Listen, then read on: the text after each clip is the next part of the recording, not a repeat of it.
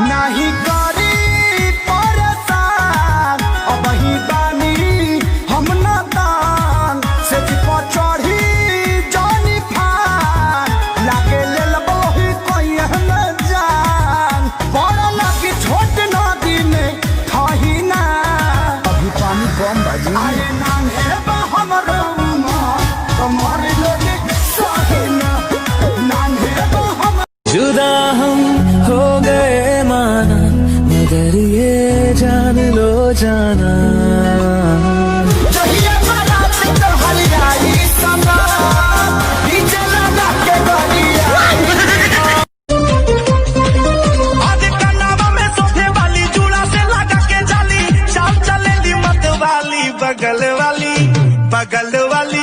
बगल वाली जानू मारेली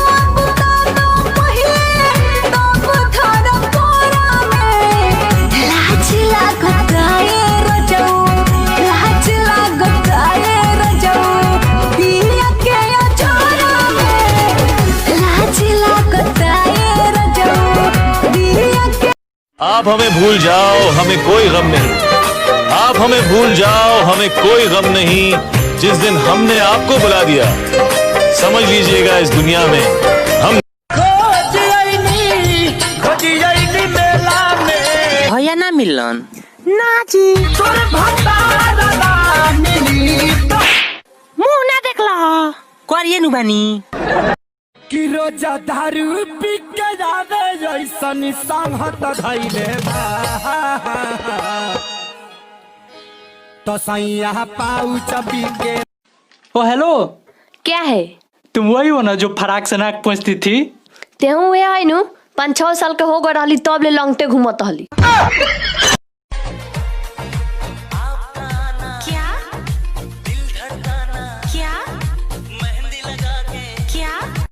अबे तू क्या बेरी है, सुनाई नहीं देता? कि बान्ही के पगड़ी स्टेरिंग के पगड़ी लटकी हाँ जनिए राजा जी तनासा में गड़िया लोड के रोड पर हकी हाँ जनी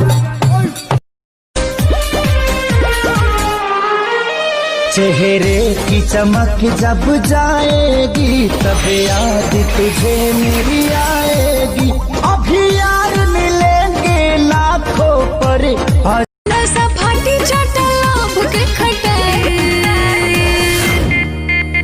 जदी गलती से गलती हो जाए तो केस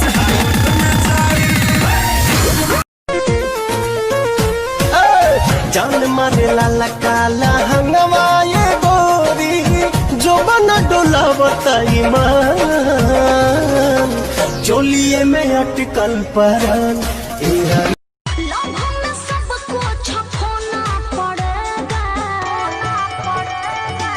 अरे सुनो ससुरा में सैया संग